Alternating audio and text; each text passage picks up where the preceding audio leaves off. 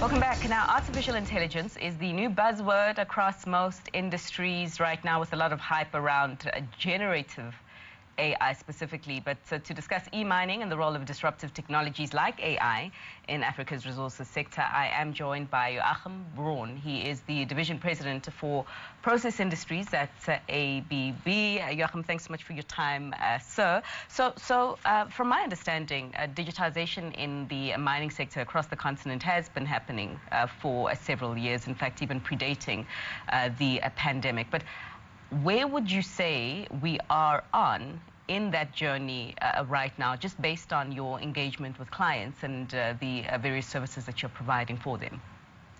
I think clients are fairly advanced. I mean, they clearly see the benefit, and you have to see that miners are subject to global competition. Their product is a global commodity, which is basically priced the same across the world. So in order to keep track of their competitors, it's almost a must, and miners clearly understand that. Sure. So fairly advanced, but if we drill in to the picture, South Africa specifically, very large labor complement, and there's always a question as to what is needed to be digitized and ultimately what that means for labor. So how's the industry answering or trying to strike that balance right now? I think that there is a misconception in saying that automation, digitalization would necessarily lead to a decline in the workforce. I think it just creates a different kind of jobs, higher qualified roles. It can even help to attract new workforce because you can remotely operate your mines, so rather than being in some unpleasant place, I mean, you can just have your workforce in downtown Johannesburg, so you can attract like a younger urban workforce there as well. But I think the biggest challenge is more than on the educational side, really keeping up with that pace of what the new miner and the mining jobs would look like. But I wouldn't necessarily say that it necessarily results in a decrease of job opportunities in the mining industry. Okay. So if we talk about then some of the newer technologies that are coming up and that are disrupting all industries right now, most notably what's coming up from the artificial intelligence corner, just talk to us about how that's playing out in the mining sector. But I suppose if we even take a step back, what ABB means and understands by what e-mining is right now. E-mining as such is the electrification of everything what's happening in the mine, from the extraction side to the processing side. Today, the mining industry contributes about 7% of the greenhouse gas emissions, and this is primarily coming from burning fossil fuels. And the electrification would basically cut this out. So it can be carbon zero, and that is what we call e-mine. This e-mining then adds a level of complexity because all of your equipment is now operated electrically, which typically requires then higher degrees of automation and digitalization. So this is where the digitalization is then coming a bit on the back of the electrification.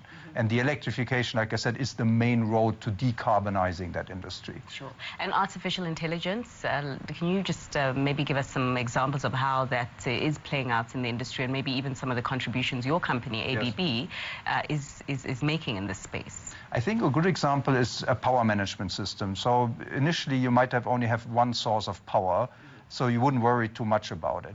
Now you're adding more sources. We have customers here in South Africa as well who are installing solar power while they're still basically getting power from the grid. Maybe they even have some generators running. So you basically want to manage these different sources, and the artificial intelligence would basically recognize which source you would want to use at this particular point in time, giving the load and the requirements you have. But it also recognizes certain consumption patterns, which you might not have been aware of, and then the artificial intelligence helps you to match the generation and the consumption patterns. Sure. And it's a bit of a learning process, and over time it gets really intelligent, and then you can, for example, feed it with real-time data.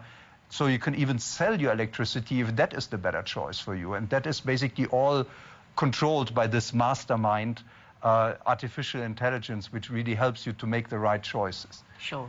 And from my understanding, a lot of this equipment is powered by chips and other inputs that need to go into the equation to make sure that everything works. And there has still been discussions around the disruptions in the supply chain and the concerns around the actual supply of chips. So a direct question then as to how your supply chain is looking and whether there are any blockages. I have to say that these industrial chips were less affected than what you have seen on the consumer side. So we were practically able through that whole crisis, despite the fact that we had to do a few workarounds and we had to have a few pep talks with our suppliers as well. Sure. But in principle, we managed quite well through the crisis and we didn't have to let any customers down. Of course, there's a stronger reliance on technology than previously. That needs to be understood. But I think also that disruption in the supply chain sparked a lot of learning for that industry, which will help us to avoid that going forward. But broadly speaking then, if we speak about strategy as ABB, what are your plans for the continent right now? We have, we have been in South Africa since 1907. Sure. So I think we have established a strong presence here. And we would certainly want to be in a situation that we have largely self-sustainable units here in South Africa, which wouldn't necessarily depend to a large degree on inputs from outside. The markets are attractive and big enough to have this, and that's also what our customers are expecting from us. Okay, so it sounds like you're talking about localization there, and if that is the case, if you can just unpack some of the plans to localize a lot more in the local industry. I have to tell you, from an ABB perspective, I feel that we have now reached already quite a good balance in what the local market requires and how we basically source this locally.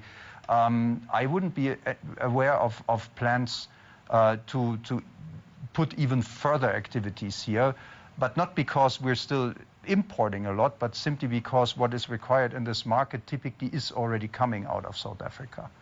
Okay, got it. There is a lot going on in the economy, and there has been a lot going on in the economy, notwithstanding some of the turnarounds that we have seen in a few sectors, but majority or the consensus agreement is that the economy is not functioning to the level that it should be right now.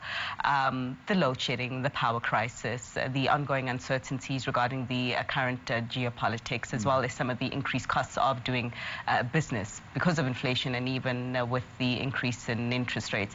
Just your thoughts on doing business in South Africa right now, what it's like, what's working, and perhaps what can be improved.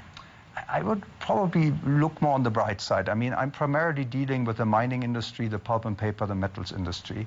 I think the mining industry will have great times ahead.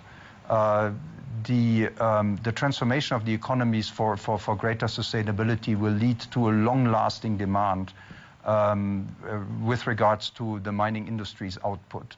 So I think they will be in for quite a good time for the foreseeable future.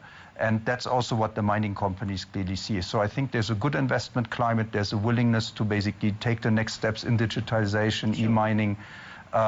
So I think it's a similar story for the pulp and paper industry, which over the last couple of years has developed into new areas, new uses for paper, which is a renewable resource, as opposed to some of the alternative resources. If you look into, for example, one-way cutlery, mugs, all of this thing, it's better to have it made from paper than from plastic, which ultimately is coming from hydrocarbon. So I mean, I'm really seeing that bright side, that the industries I'm particularly serving are really in for a good run for the next couple of years, and that clearly applies to South Africa as well. Even the metals, I mean, I got a discussion with the steel industry shortly after I speak with you, and there has been nuances and a mixed performance in the metals industry. Just based on the activity that you do on the ground with them, are you as upbeat about the metals industry as you are with pulp and paper as well as mining? Not quite as much. Yeah, not quite as much. So. This industry doesn't have these underlying trends which are really lifting them up as much. So there's still overcapacity in the global market. There's very stiff competition from countries which have larger installed fleets. So this industry is certainly looking into more challenges than the other two. Okay. good point of reference for my next conversation. But so thanks so much for your time. Of course, I was in conversation with Joachim Braun, the division president for process industries at ABB. But let's go to a short break right now and get to that conversation on the steel industry specifically. Do stay with us.